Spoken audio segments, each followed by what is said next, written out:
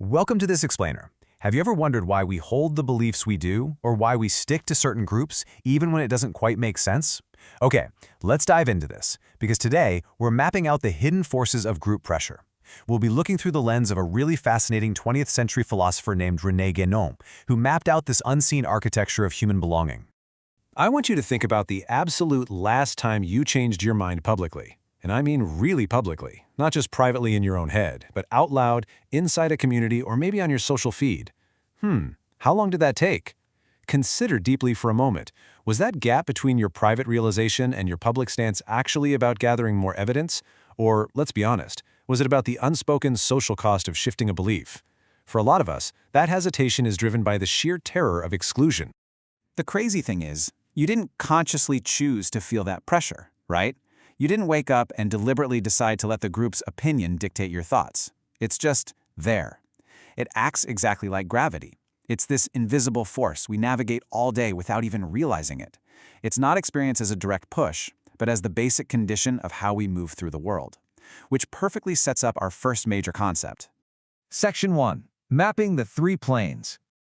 To really grasp this gravity, we look to esotericist René Guénon. Between 1927 and 1945, he literally mapped out reality itself into three interacting planes to show exactly where this pressure lives.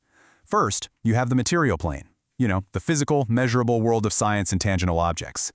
Third, all the way at the absolute top, is the spiritual plane, the realm of genuine, sacred transcendence that goes way beyond anything we humans can manufacture. But right smack in the middle, that's the crucial one, the psychic plane. This is the domain of our thoughts, our emotions, and our collective imagination. This is literally where the residue of human belief pools up and accumulates over time. It is completely human-made, but wow, is it intensely powerful. Section 2. Anatomy of an egregore. Guénon believed our biggest modern error is confusing that middle psychic plane with the top spiritual plane. We feel something incredibly electric on the psychic level, like the overwhelming rush of belonging to a powerful group narrative, and we mistakenly think it's sacred. We sacrifice for it, we punish outsiders, totally forgetting it's just a human construct. Now, what's really interesting about this slide is that it brings us to the core mechanism, the egregore. An egregore is simply a collective psychic formation, and it feeds entirely on human attention. Every single group that exists through time builds one. The older the group and the more intense its history, like shared traumas or massive wins, the denser and more gravitational that egregore becomes. But Guénon is absolutely explicit about this. There is zero transcendence here. An egregore is 100% human-made. It literally requires our constant attention, our emotions, and our belief just to survive. If we stop feeding it, it starves and weakens. Because of this, consolidated egregores naturally develop emergent behaviors to resist their own dissolution. Think about that for a second. An idea develops a survival instinct. It makes exiting the group feel utterly impossible. You might be thinking, hey, this sounds familiar. And you're right. The author Yuval Noah Harari famously talks about collective fictions. Things like money or nations. Harari treats these as pretty neutral conditions of civilization, just tools we use to cooperate. But Guénon goes a massive, critical step further. He warns that when we elevate a human-made psychic construct and start treating it as genuinely sacred, we open ourselves up to invisible capture. When merely questioning the group's beliefs feels like literal blasphemy, the egregore has completely trapped us. Let's move to and see how this builds in Section 3, losing the vertical anchor. So what actually happens to a civilization when it loses sight of that top spiritual plan? Back in 1927, Guénon pointed out that enduring societies always organized around a vertical anchor, some higher principle of truth that the group couldn't just vote out of existence. But modernity stripped that vertical axis away. So the crucial point is, when you remove that vertical anchor, you don't get absolute freedom, you get a horizontal vacuum. And today, that horizontal plane is totally ruled by quantitative metrics. Tech platforms, algorithms, and mass opinion prioritize engagement and outrage. They basically feed the egregore through sheer arithmetic, completely devoid of any higher vertical truth. All right, Section 4. The modern egregore engineers. Let's really shift gears here. Because this isn't just esoteric theory from the 1940s. Modern tech companies are actively weaponizing this exact psychic mechanism right now.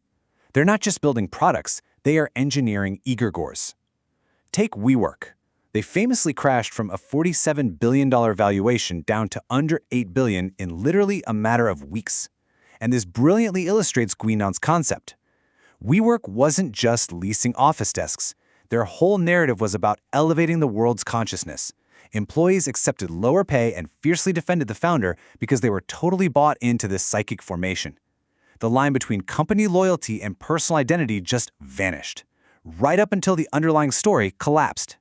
The sources also apply this framework to Elon Musk's ventures, basically mapping out a serial creation of egregores. You've got Tesla, which is framed as a salvation narrative for clean energy. Then SpaceX, framed as the literal backup drive for human consciousness. And finally, the acquisition of X, which is described as capturing an already existing egregore, the free speech absolutist movement. Now, looking at this neutrally, whenever there's public criticism of these entities, it triggers a ferocious, emergent defense from the group. That isn't just standard brand loyalty. That is the egregore actively defending itself through its members. And we see this everywhere across the tech landscape. According to the text, OpenAI demands immense psychic buy-in by framing their work around historical existential risk. They're asking members to accept massive stakes as the price of belonging. Or look at Palantir, which frames itself as the sword of democracy, a true civilizational myth. Their massive valuations aren't just built on traditional revenue models. They're measured by collective belief. They are egregores that just happen to have balance sheets. If you've ever felt swept up in the intense hype surrounding these tech giants, you are feeling the direct gravitational pull of an egregore. Section 5. Escaping the psychic trap. Let's slow things down for a minute.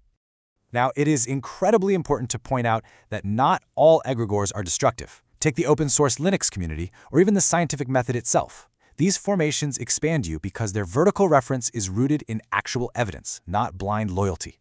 They release their members rather than consume them. But what about the ones that demand your absolute submission? How do you defend yourself? When a group applies immense social pressure and the terror of exclusion feels utterly unbearable, how do you stop yourself from being entirely captured? Well, Guénon actually provides an antidote, and we really need to take note here. First, you've got to establish a reference point above the group, a vertical anchor. When the egregore applies pressure, there has to be something deep inside you that can tell the difference between social pressure and objective truth. Second, you need to cultivate real interior ground. Faith and fear simply cannot coexist. Fear is the egregore's main fuel, but if you have a solid interior foundation, the egregore finds nothing inside you to grip. And finally, maintain conscious participation. You have to actively witness the pressure to be able to resist it. Because here's the reality. You are inside several egregores right now. We all are. We're a social species wrapped in these thick, sedimentary layers of psychic formations. Your political instincts, your aesthetics, even your sense of what a good life is, many of these were shaped by collective formations long before you ever arrived. But by practicing conscious awareness, you can start to feel exactly where the group's influence ends and where you actually begin. As we wrap up this explainer, Guénon leaves us with a pretty profound, lingering challenge. Every single day, you are making a choice. You're choosing whether to notice the gap between what you privately believe and what you publicly perform. The ultimate question isn't whether you belong to something, because you always will. The real question you have to answer for yourself is what you belong to worthy of you? Think deeply on that. Until next time.